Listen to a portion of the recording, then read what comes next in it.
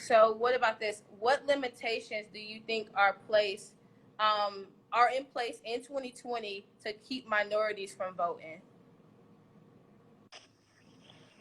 You say what is in place to do what? What limitations do you think are in place in 2020 to keep minorities from voting? Man, it's all kinds of things. You got disenfranchisement, you know what I'm saying? Like, people who in some states, if you're a felon, other states,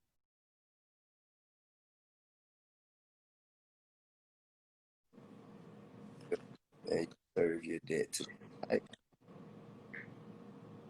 After the point, you can't vote again. You could be re-enfranchised. But those states don't do any job of making the citizens aware. You dig what I'm saying? Um, you also have, people like break, they'll send broken areas to make vote, but you only have 2 or 3 working machines. So that is a tactic that is to discourage those once they see the long line to continue to drive and not bother. You know what I'm saying?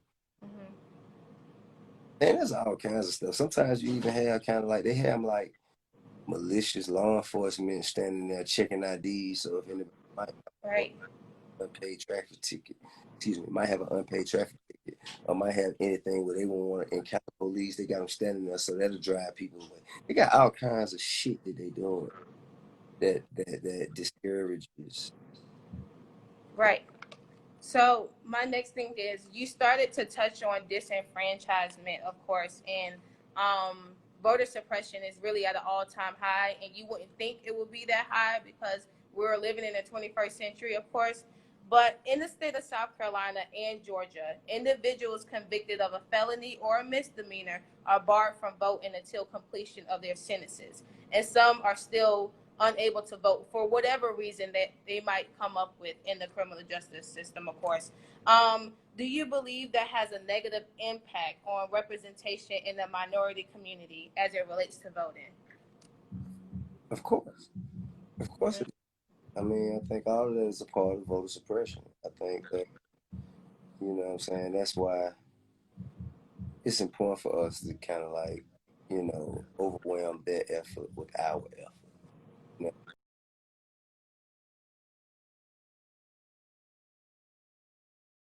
just as long as they trying to vote, we got to go that hard at voting. That's that's how they beating us. They whooping us. They whooping us. That's one of the way. That's one of the ways where they beating us. Yeah, I mean, and a lot of people think that voting isn't important. It doesn't matter because a lot of people kind of like figured out before we even get a chance to show up. But if that was the case, why would they want to suppress it? Right, right. So now, can we discuss why this upcoming election is so important to not only minorities but also college students? Like, why is it so important? Well, first of all, I would like to say that local elections are the most important. Speak on it. Thank you. Thank Local, you. Thank you. local elections are the most important. Like who your DA, who your um, your sheriffs, who your uh, just mayor, city councilman, so on and so forth, senators, congressmen. Like those are the most important elections because they actually dictate and determine where funds and resources go. Those people designated. So those elections are the most you did, man. Now, as far as November 3rd, the reason I feel like this election is important is because, not just me, man, because I feel like the present administration is somewhat a mascot of white supremacy. Like, and Gotcha. by So, white supremacy. gotcha. So, how can we as college students hold our elected officials accountable? You started to touch on the how important it is for the local election. So, how can we hold our elected officials accountable? Mm. I mean, that's difficult. It depends. Like I've never lived anywhere but Atlanta, Mm-hmm. so I know how it's done here. But then I go places like Detroit, and I go places like LA, and I go places like, Virginia and Philly, and it's not necessarily handled that way. You know what I mean? So I Mm-hmm. know how you can hold them accountable here, because it's usually 3 degrees of separation in Atlanta. You call somebody and ask them for whatever you need, whether it's a city councilman's on their desk, or whether it's the mayor, or whether it's whoever it is, and they connect you with Mm-hmm. whoever they know that can help you with this problem. That's the way. That's the Atlanta way. Um, I'm less educated on how it happens in parts of South Carolina or other parts of the world, other parts of the country, I should say. Um, I can only tell you how it happens here in Atlanta. Gotcha. Okay, so as a student leader, I'm the Student Government Association president at here at State. How can we encourage our student body to just go out and vote and just to stay politically involved, Mm, but most importantly, just go out and vote, of course. okay, I tell you what. If you're a young person, and you're in the prime of your life, and you spend most of your time out at let's say from 1 to 5 a.m. Okay, that's the time you out, you making your connections, you networking and doing the shit that you need to do. No, excuse my language. Regardless of what area of the world you may operate in, why would you allow people who are going to be in the house at 8 p.m. in bed by 9:30? Why would you allow for those people to be the people who determine what's going on Speak on at it. 3 and 4 in the morning? That's what you're doing when you're not voting. The reason they still have an ability to dictate and determine what goes on in a time that they're not even in the streets is because they the ones showing up voting. Right. If I'm up at 2 in the morning, 3 in the morning, and I want the club to be up and open, and I want, studios to be able to be up and open, then I'm going to support a candidate that supports my beliefs or my concerns. And I feel like the not vote is totally like to say, well, I don't care what happens. Mm-hmm. And we all have to care. Right. And I actually told our student body this the other week. We hold our plug more accountable than we hold our elected officials. We hold our barber accountable. We hold our nail tech accountable, especially when she mess up on the eyebrows, because it's going to be an issue if she do that. So y'all, please hold your elected officials accountable. My Find a way. next question is: do you feel that people who have a major platform, such as yourself, have a responsibility to speak out for more political involvement among minorities? Um, Only if they're genuinely sincere about whatever they're speaking out about. I don't think that just because they're a public figure or a celebrity, talking stuff, they have real passion, empathy, knowledge, or, you know, like you should be what, what, and if you don't care about it, if you don't know about it, Gotcha. just shut up. So why do you think some entertainers, such as athletes or artists, choose not to speak out for political involvement in the Black community? That would be a speculation. Okay. I'd be reaching. You know what I mean? Mhm. I don't. I would have to ask them. I have to ask them why they ask me why I think they don't speak out. That would be my opinion. It wouldn't. Gotcha. Well, I first want to say thank you for using your platform to speak out against different things, of course, especially in the Black community. You know, a lot of times people think people make it and they should speak out against it. And like you said, they don't have to, but I'm grateful that you used your platform to speak out against it. Um, we read and support your Lloyds of London letter. I just want to say thank you for what you did. Thank you, because we need people speaking out against that. What made you write that, and what do you hope to accomplish with writing that letter?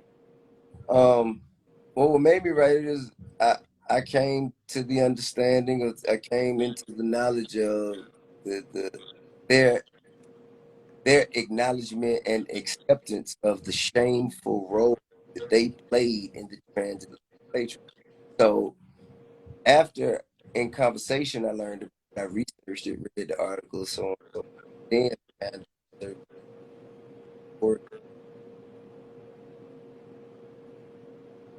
learned that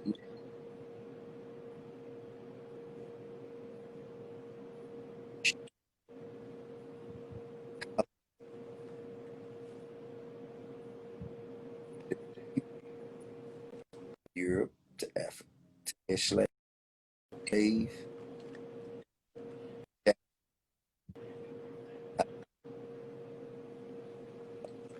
and if on the trip back,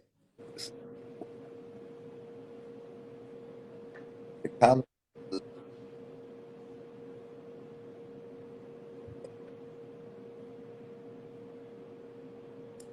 Gotcha.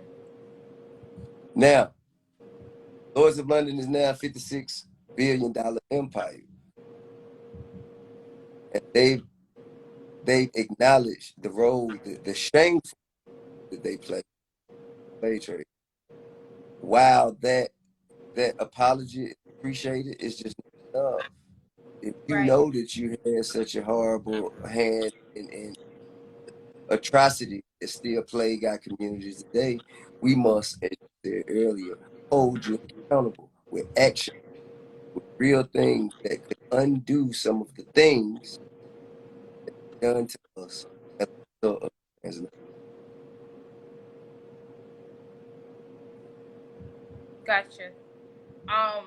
I don't know how many times I could just say thank you, thank you for speaking out against that.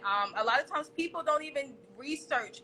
You know, you see things going on in the news and they just don't think that, oh, this can't happen in Orangeburg, this won't happen in Colombia. But no, it's happening around the world, and we need to make sure we speak up against it. So again, thank you for speaking out on that.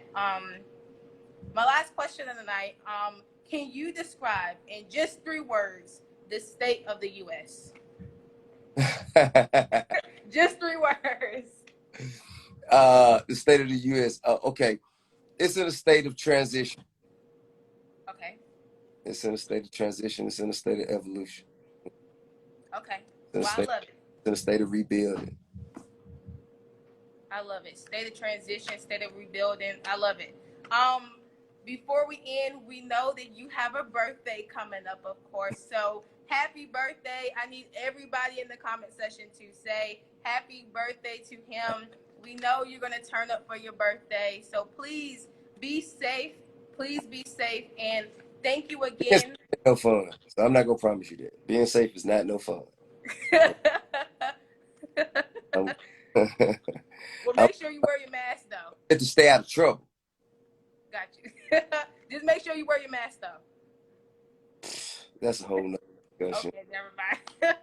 I'm gonna But boost my immune system. I'm gonna do what I can to boost my immune system. So everybody else should do the same. Take your elderberry, your black seed oil, your sea moss, your zinc, right, your vitamin C, vitamin B and D, and all this stuff. Like, you know what I'm saying? Boost your immune system. Like a mask to keep, like depending on a thin layer of fabric to protect you from something as detrimental as what they say COVID is. A mask ain't gonna do it. You gonna have to protect yourself internally. You got to protect yourself from the inside, you know, boosting your immune system. But that just, you know, I ain't trying to change what nobody else can. And drink tea, you know, drink tea throughout the day.